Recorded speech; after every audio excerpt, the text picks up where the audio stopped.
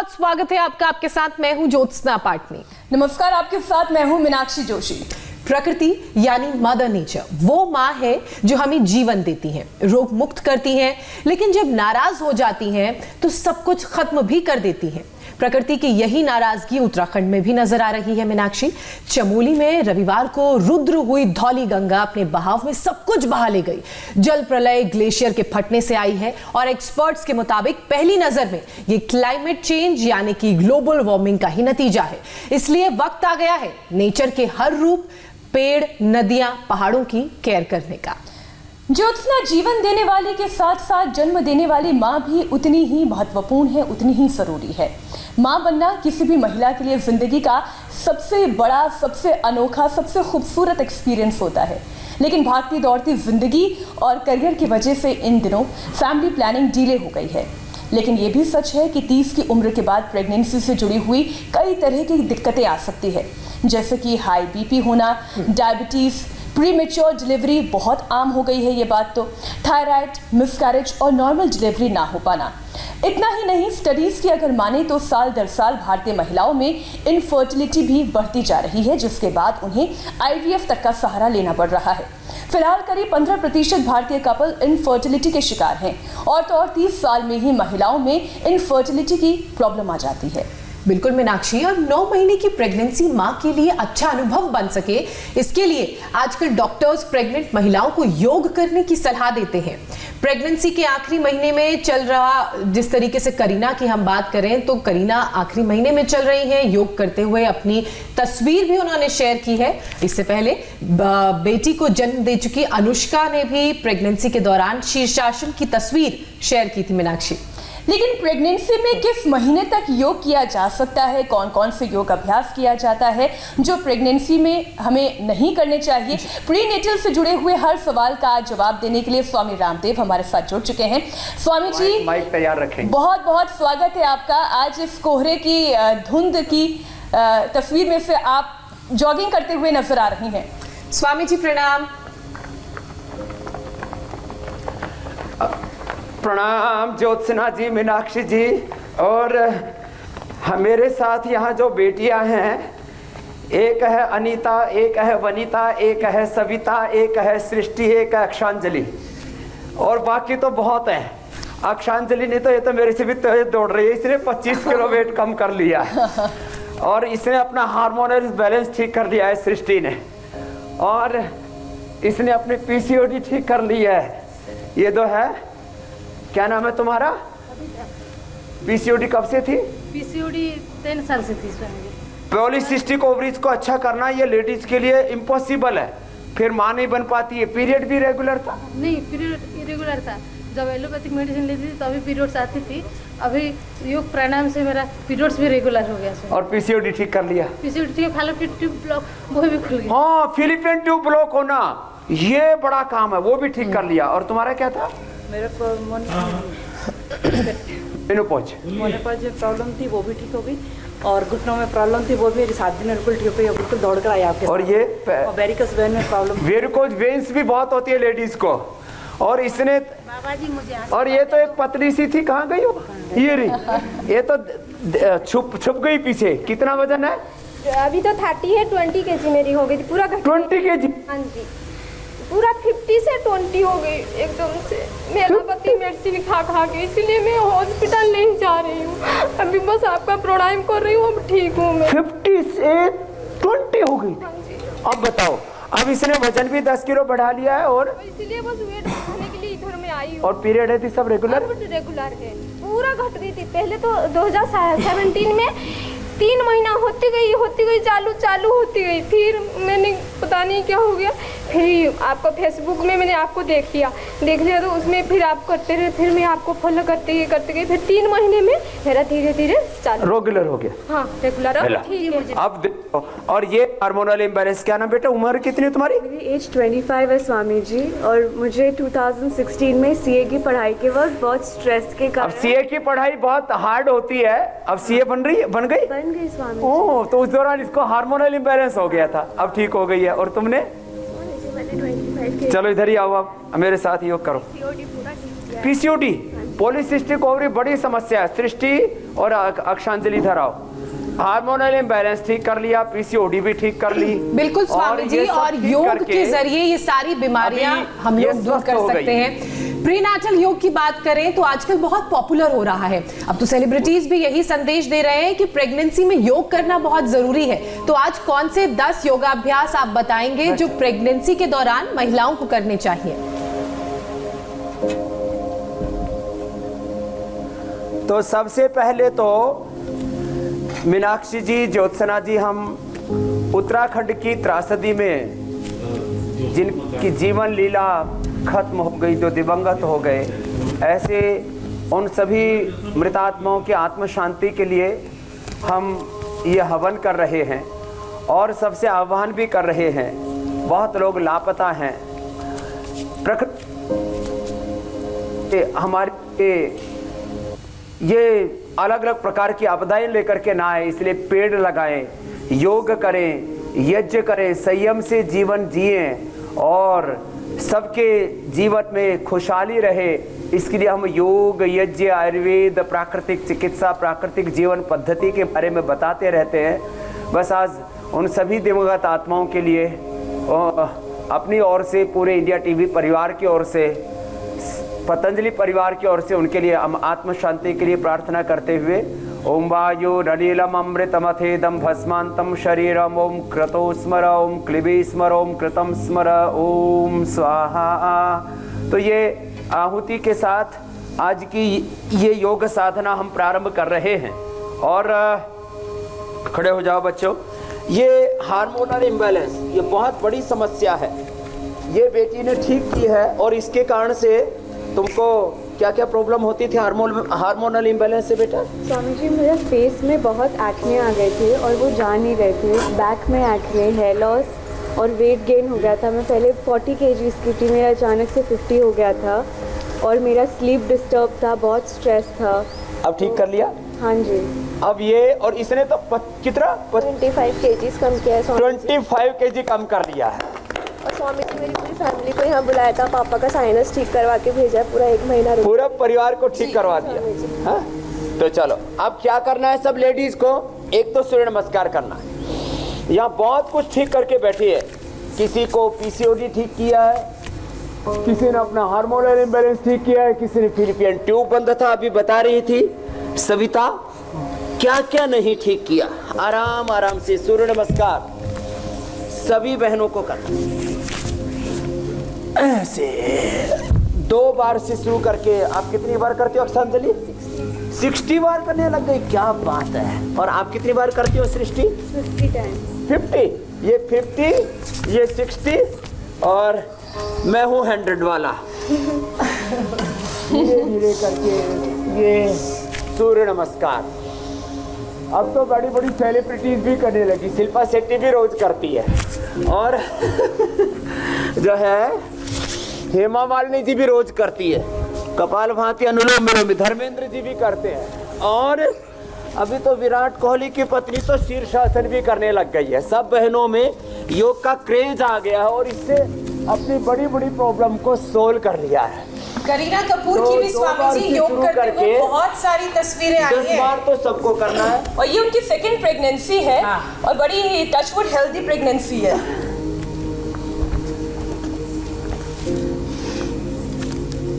Pregnancy के दौरान भी सूर्य नमस्कार कर सकते हैं। सुन लो ये बेटियों, तुम्हें आगे करना है। और शीर्षासन, सर्वांगासन। सर्वांगासन तो तुम कर ही लोगे, अभी प्रैक्टिस से शीर्षासन भी करना। चलो सर्वांगासन करने की कोशिश करो। ऐसे सर्वांगासन तो हो जाएगा तुम्हारा। करो, क्या बात है, करो। हलासन कर लो, पीछे टिका दो, इतना कर लो, ये करो करो, रखो ऐसे। यह हलासन भी करने लगी भाई अभी अक्षांजलि। तो पहले तो इतनी मोटी थी, मुड़ी नहीं पाती थी। शीर्षासन और सर्वांगासन भी लेडीज को करना है। और साथ ही जो ये न कर पाए उनको अनुलोम विलोम से ही गुजारा कर लेना है। तो ये तो सृष्टि और अक्षांजलि की बात ही। चलो जाओ तुम। आज मेरे पास में बहुत कुछ अचीव करके यहाँ आई हुई बेटियाँ। मेरी तो उससे मम्मी जेनेटिक कैंसर वाली थी। जेनेटिक कैंसर था इसकी मम्मी को, अब अच्छी है। हाँ जो थी, हाँ आपसे मिली थी। चलो इसकी मम्मी ने जेनेटिक कैंसर को हरा दिया, क्या बात है। चलो खुश रहो बेटा। हाँ? ऐसे बेटा तेरे को नहीं होगा, तू योग मत छोड़ना। हाँ नहीं तो जेनेटिकली पीढ़ी दर पीढ़ी। तो माताओं को ओवरवेट की भी प्रॉब्लम रहती है। इधर आओ सविता, इसको तो बहुत बड़ी बीमारी थी। हाँ इधर बैठ के करो। फिलिपियन ट्यूब बंद था, पीरियड इरेगुलर था। महिलाओं को वेट घटाने के लिए भी, पीरियड को रेगुलर करने के लिए भी स्वामी जी ये जो आप योगाभ्यास बता रहे हैं, क्या ये प्रेगनेंसी के दौरान किया जा सकता है? अगर फर्स्ट सेकंड ट्राइमेस्टर में है तो? प्रेगनेंसी के दौरान तो देखो, बटरफ्लाई करो बेटा। प्रेगनेंसी के दौरान तो खाली ये करना है, बटरफ्लाई, सूक्ष्म व्यायाम, भस्त्रिका और सब प्राणायाम, कपालभाति को छोड़ करके अनुलोम विलोम, भ्रामरी, उद्गीत, शीतली, शीतकारी, जिनको थायराइड की प्रॉब्लम है, उज्जाई, ये प्रेगनेंसी के दौरान करने। और सूर्य नमस्कार जो है यथाशक्ति करना है।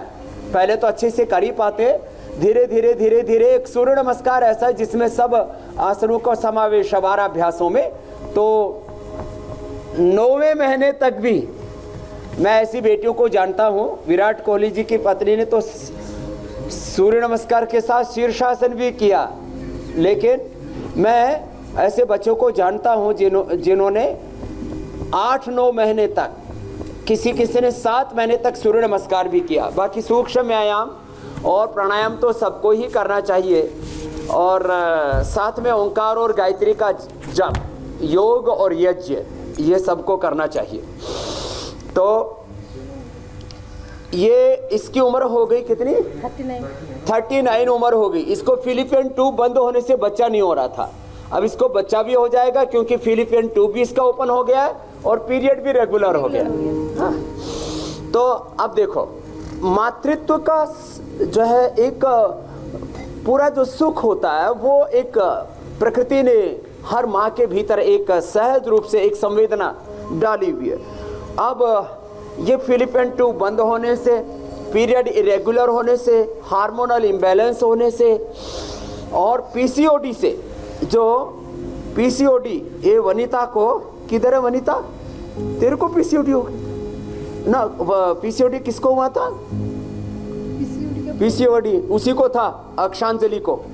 अक्षांजलि को पीसीओडी हो गया था, जो अभी 25 किलो वेट कम करके गई, अब ठीक हो गई है वो। पीसीओडी से, पॉलीसिस्टिक ओवरी से, ये सारी चीजें ठीक हो जाती है। एक को तो ब्रेस्ट में योगिता, किधर है योगिता? इसको तो ब्रेस्ट में गांठ हो, तेरे को ओवरी में था, इधर ये ओवरी में, ओवरी के अंदर क्या हो गया था? सिस्ट हो गया था। तो फिर कितनी देर में ठीक कर लिया? आप तब वहाँ नासिक में ही आए थे 7 दिन।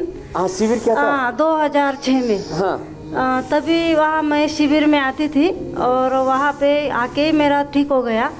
फिर बाद में भी मैं कंटिन्यू करती थी, महीना 1.5 महीना। तो कहाँ गांठ थी? सिस्ट में थी, जब मुझे पहले प्रेगनेंसी हुई थी ना, ओवरी में। ओवरी में सिस्ट थी। ओवरी में सिस्ट। ओवरी में सिस्ट इसने ठीक कर लिया अपना। हाँ? तो डॉक्टर भी सरप्राइज हो गए कि आपने क्या किया, ऐसा कि। तो आपने क्या बताया फिर? मैंने कहा मैं योगा प्राणायाम करती हूँ बाबा जी का। कपालभाति से ब्रेस्ट की, यूट्रस की, ओवरी की सिस्ट 1 महीने में ठीक हो जाती है। 1-1 घंटा कोई करे। जाहिर है स्वामी जी, प्राणायाम आप हमेशा बताते हैं कि जो आसन ना कर सके वो भी प्राणायाम कर सकते हैं। प्रेगनेंसी में कई सारे मुश्किल आसन करना नामुमकिन सा हो जाता है, लेकिन प्राणायाम यहाँ पर काम आता है। स्वामी जी, मैं अनुभव जानेंगे हम इनका भी, लेकिन जो एक कॉमन परेशानी है जो प्रेगनेंसी में रहती है वो है बीपी फ्लक्चुएट करता है, कभी एकाएक हाई हो जाता है तो कभी लो हो जाता है। उनके लिए आप कुछ सजेस्ट करें, उन्हें कौन कौन से योगाभ्यास करने चाहिए?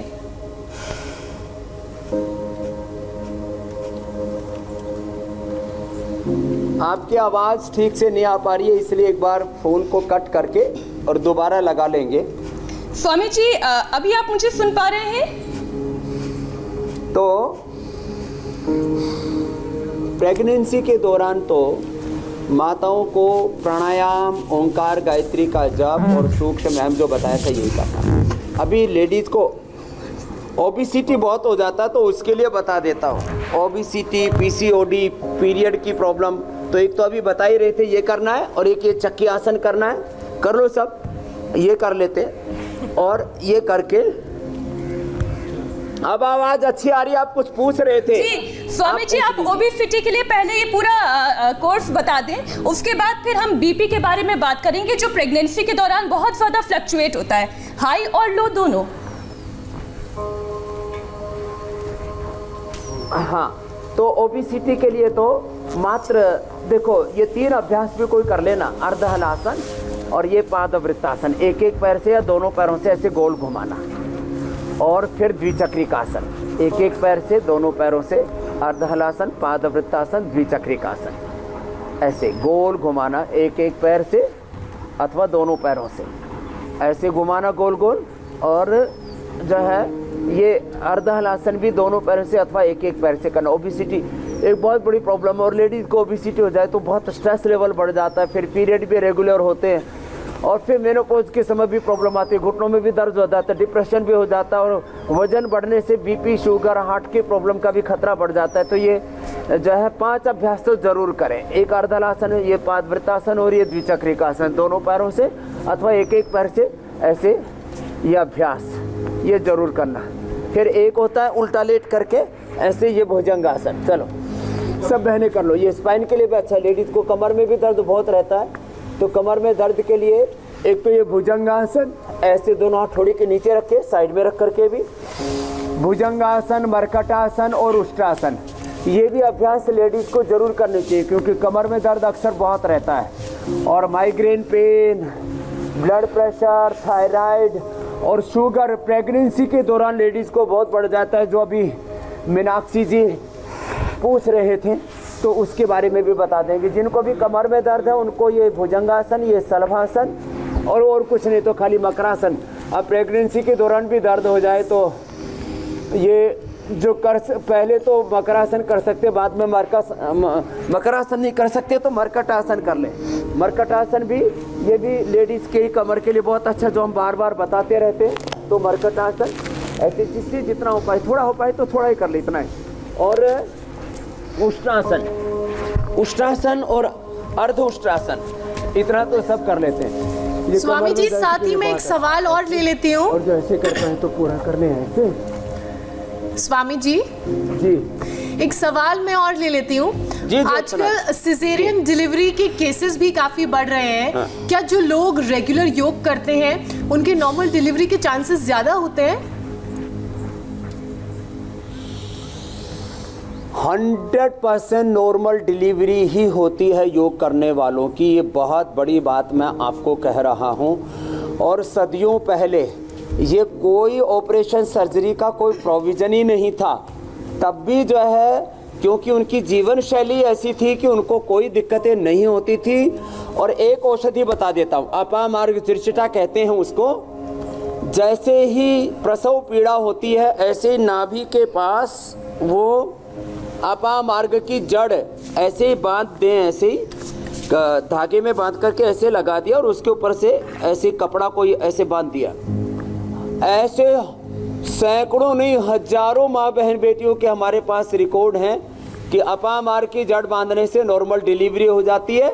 बाकी बटरफ्लाई तो हम प्रारंभ से उनको करने के लिए बोलते हैं, और थोड़ा अनुलोम विलोम लेडीज़ कर लेती है, अपने आप नॉर्मल डिलीवरी हो जाती है। जो आपने पूछा ब्लड प्रेशर, प्रेगनेंसी के दौरान बीपी हो जाए तो एलोपैथी की दवा न ले। देखो जितने भी ये मेंटल डिसऑर्डर्स आजकल देखने को मिल रहे हैं, जेनेटिक बीमारियां देखने को मिल रही है, हार्ट की प्रॉब्लम है, अस्थमा की प्रॉब्लम है, एलर्जी की प्रॉब्लम है, टाइप 1 डायबिटीज़ हैं, ऑटिज्म की प्रॉब्लम है, ये सारी की सारी प्रॉब्लम का एक कारण है प्रेगनेंसी के दौरान लेडीज़ यदि कोई भी किसी भी प्रकार के तेज़ दवाइयाँ खाती हैं, खास करके एलोपैथी की दवाइयों का बहुत दुष्प्रभाव है। डॉक्टर भी इस बात को कहते हैं। तो ये अनुलोम विलोम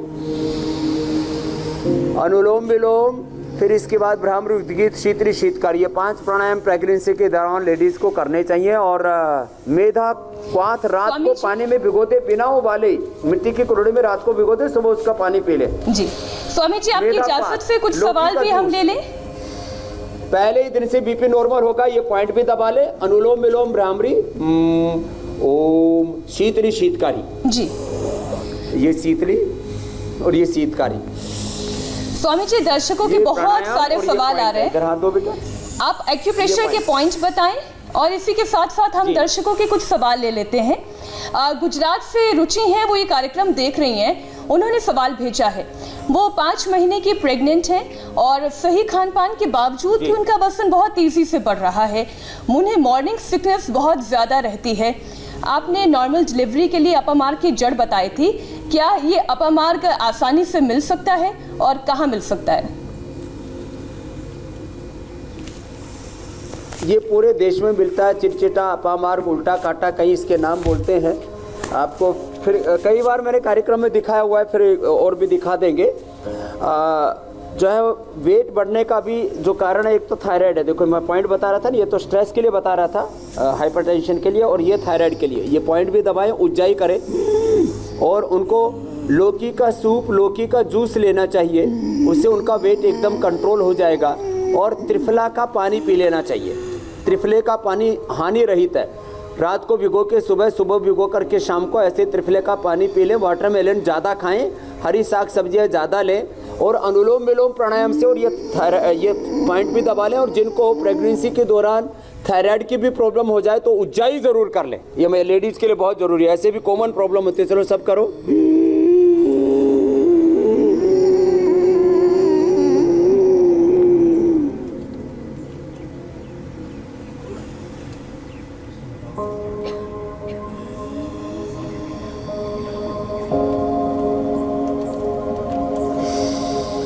तो ये उज्जाई 11-11 बार करने से, थायराइड का पॉइंट दबाने से थायराइड 100% नॉर्मल रहेगा।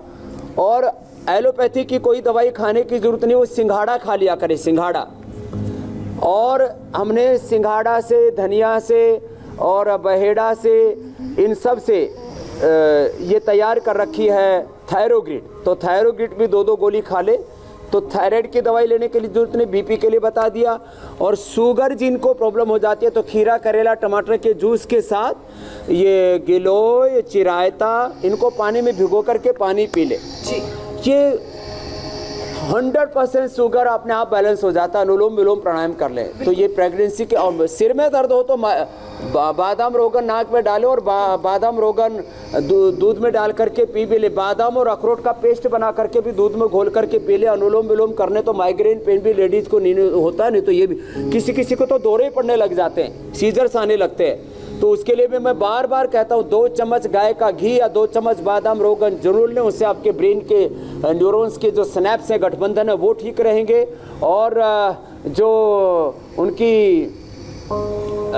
पूरे के पूरे न्यूरॉन्स के जो ऊपर इंसुलेशन है वो भी एकदम 100% परफेक्ट रहेगा। तो ये अनुलोम विलोम करना कतई ना भूलें। आज का जो हमारा खास कार्यक्रम है वो जनता की स्पेशल डिमांड पर है। और क्योंकि प्रीनेटल प्रेगनेंसी की हम बात कर रहे हैं, तो ऐसे में प्रेगनेंसी में एसिडिटी और जलन एक बहुत आम सी लोगों को, महिलाओं को प्रॉब्लम होती है।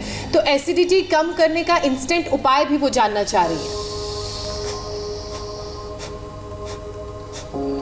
एक तो मोती पिष्टी ले लें। किसी को प्रेगनेंसी जैसे ही ठहरी तो इतनी भयंकर उल्टियाँ होती हैं, उल्टी थमती ही नहीं है, और कई बार उससे फिर गर्भ भी गिर जाता है। बहुत दिक्कत वाला काम है। तो मोती पिष्टी 1/4 ग्राम से लेकर आधा ग्राम तक शहद में अथवा पानी के अंदर चाट लें। एसिडिटी इंस्टेंट उसमें रिलीफ होता है, एसिडिटी में और उल्टी में साथ में।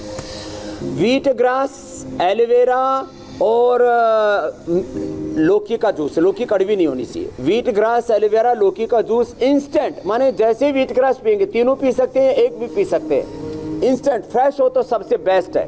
तो एलोवेरा, व्हीट ग्रास और लौकी, इसका जूस लेते ही एसिडिटी में फ़ायदा हो जाता है। और जिनको उल्टियाँ होती हैं उनको मोती पिष्टी भी साथ में ले लेंगे तो ये कतई प्रॉब्लम नहीं होगी। और एक बड़ी समस्या आपने कहा कि लाखों करोड़ों बहनों की डिमांड थी, ये कार्यक्रम हमने रखा किसी किसी को 3, 4, 5 महीने की जो गर्भपात हो जाता है, उसके लिए आयुर्वेद में यद्यपि बहुत सारी औषधियों का विधान किया गया है, शिवलिंग और पुत्र जीवक इसके लिए लोगों ने बहुत विवाद भी किया, देश की संसद तक मुद्दा उठाया। पुत्र पुत्री से इसका कोई संबंध नहीं है, संतान को मरने नहीं देता है, और जिनको संतान नहीं होती उनको संतान हो जाती है।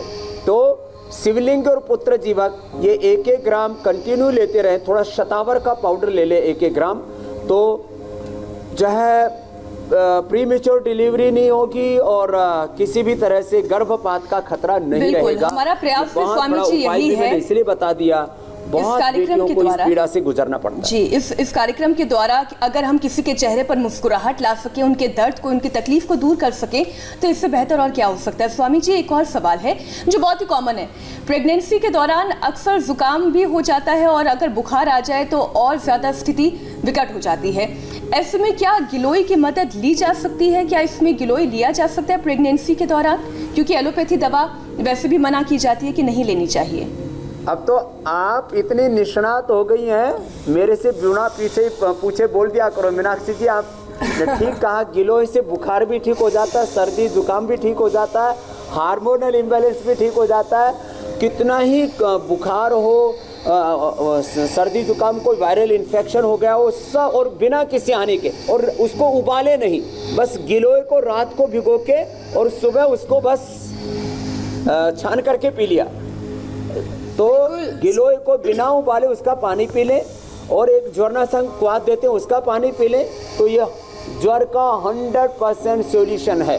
किसी को सोजन भी आ जाए तो पहले भी बताया हुआ था, गोखरू और पुनर्नवा अपना सर्वकल्प, इसको भी पानी में भिगो करके और बिना उबाले पिला दें, तो ये सूजन भी खत्म हो जाती है। किसी किसी के हाथों में, पैरों में, चेहरे पर बहुत सूजन आ जाती है, और किसी को ब्लीडिंग होने लगती है, कभी भूल न जाए इसलिए इसको भी साथ में बता देता हूँ।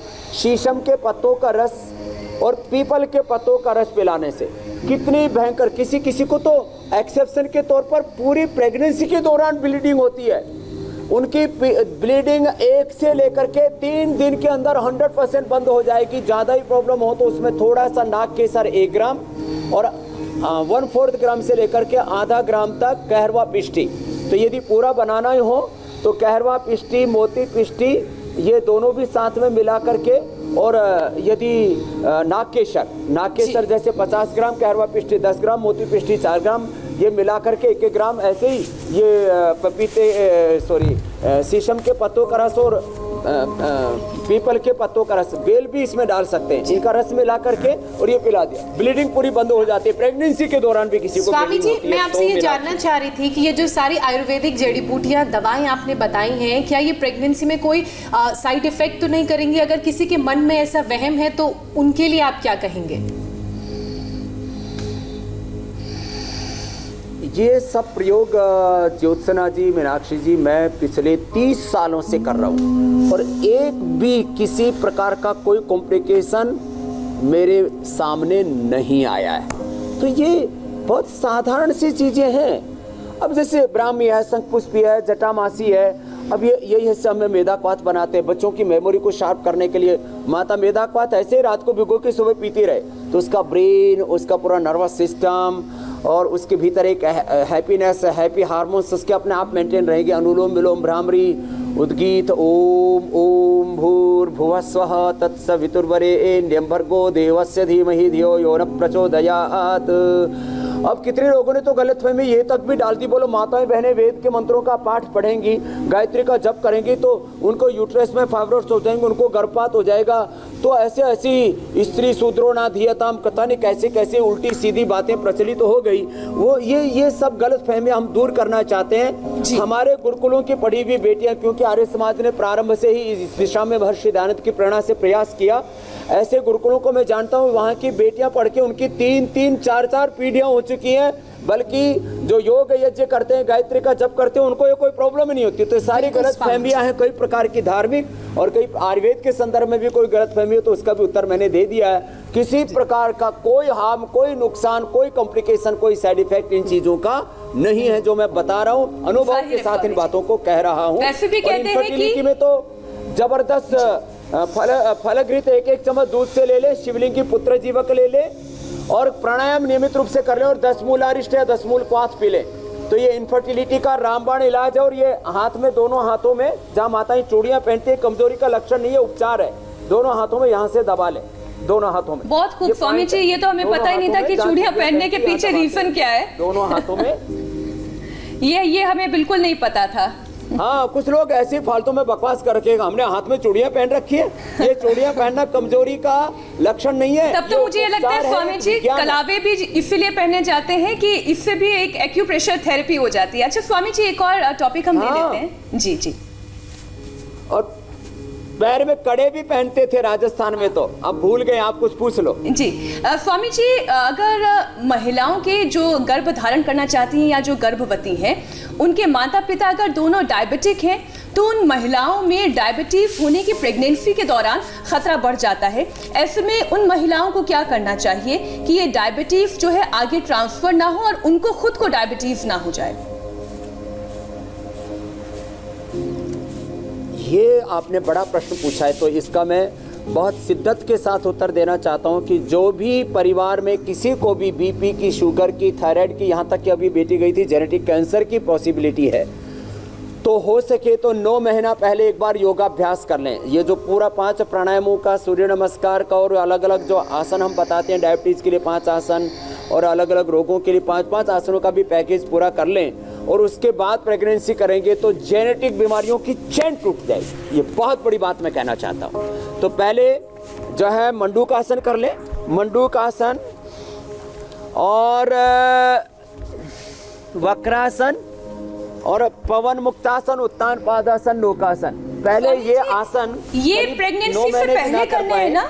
हम एक बार फिर से क्लियर कर लें। हाँ, क्योंकि मंडूक आसन की अगर खासियत बात चल रही है, करने ये तो ये सारे के सारे प्रेगनेंसी से पहले करने हैं और 5-5 मिनट ये आसन कर लेंगे कपालभाति के साथ, तो 100% पेनक्रियाज एक्टिवेट हो जाएगा। और ये लो पूरे 5 आसन हो गए, मंडूकासन, वक्रासन, उत्तान पादासन, नौकासन, पवन मुक्तासन। तो ये 5 आसन पहले कर लेंगे तो उसके बाद प्रेगनेंसी होगी तो कोई प्रॉब्लम नहीं होगी, ये एकदम पक्की बात है। स्वामी जी, प्रेगनेंसी के दौरान इम्यूनिटी भी बहुत कम होती है।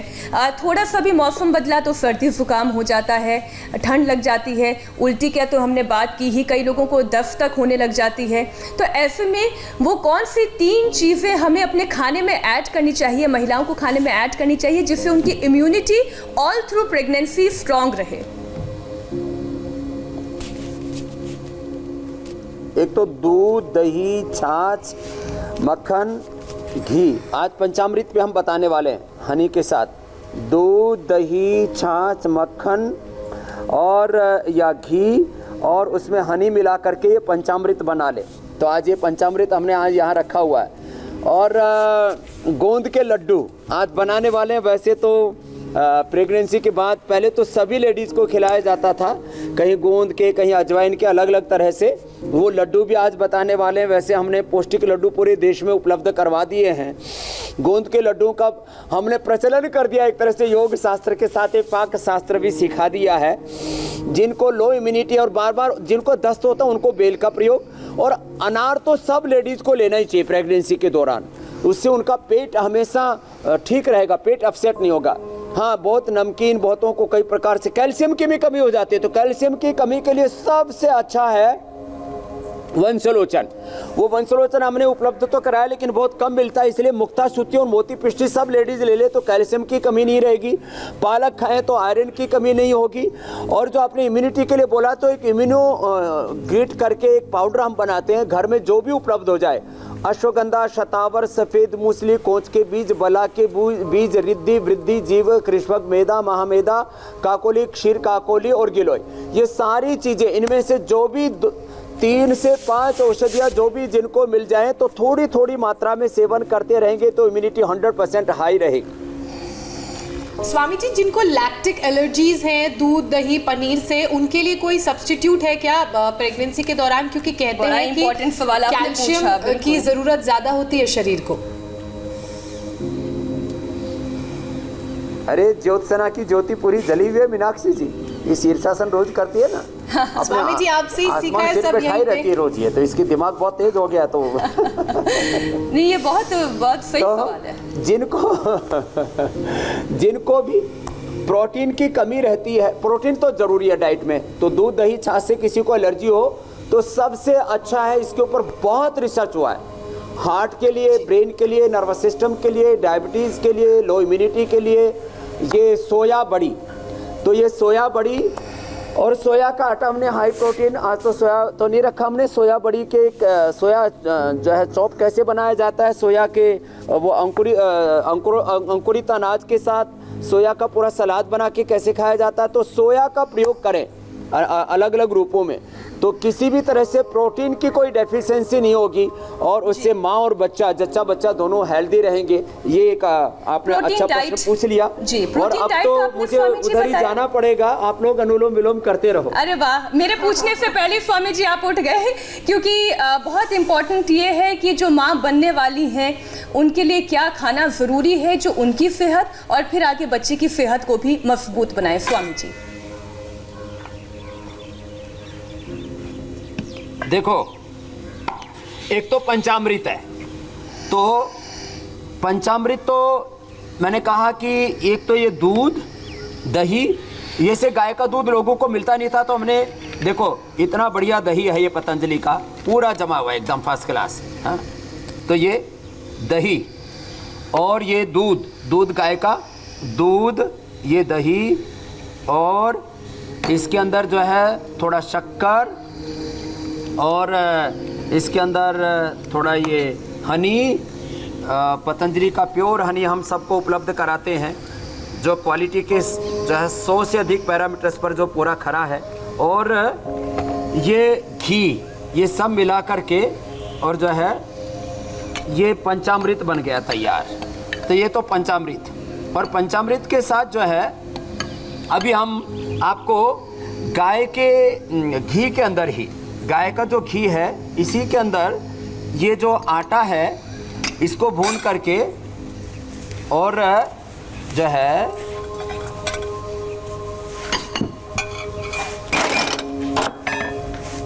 ये आटा, मोटा आटा होना चाहिए, और इसके अंदर ये भून करके और ये गाय के घी के अंदर ही गोंद को भून लेते हैं, गोंद, और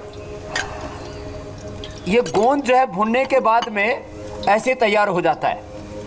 तो ये गोंद को जब भूनेंगे तो शुरू में तो जो है ये ऐसा लगेगा कि हो क्या गया, जिन्होंने ये कार्यक्रम किया हुआ नहीं है उनके लिए थोड़ा अजीब सा होता है। ये भून करके एकदम तैयार हो जाता है।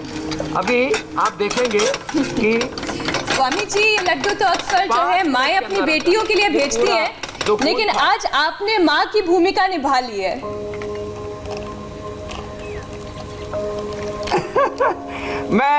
मुझे सच्ची बात बोलता हूँ, कई बार माँ बहन बेटियां मुझे कहते हैं आप तो दाढ़ी वाली माता जी हो।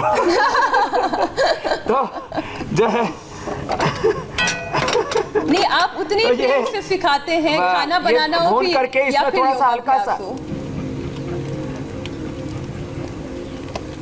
ये केसर भी डालते हैं इसके अंदर, और ये भून करके ये पूरा का पूरा, और अब तब तक कल वाला बताओ, मैं इसको पूरा तैयार कर देता हूँ, कल का कार्यक्रम भी बता दीजिए।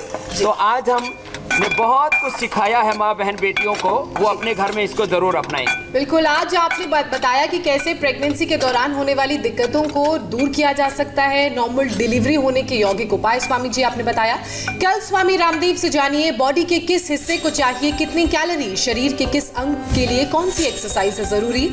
आम बजट के बाद अब हेल्थ बजट देखिए स्वामी रामदेव के साथ। स्वामी जी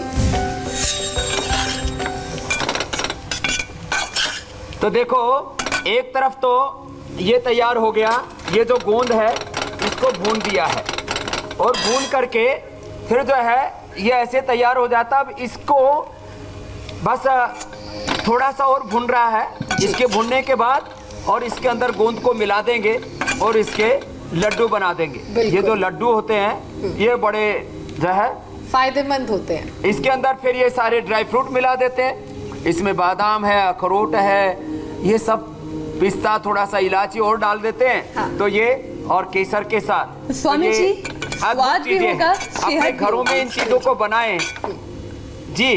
स्वाद भी होगी, स्वाद भी होगा, सेहत हाँ, भी होगी। सेहत भरा स्वाद। और सारी माएँ जो हैं ये लड्डू जरूर बनाएं। और जितने हस्बैंड्स इस वक्त ये प्रोग्राम देख रहे हैं वो भी थोड़े से टिप्स ले लें। बहुत बहुत धन्यवाद स्वामी जी। स्वामी जी प्रणाम। बहुत बहुत प्रणाम बहुत बहुत प्रणाम।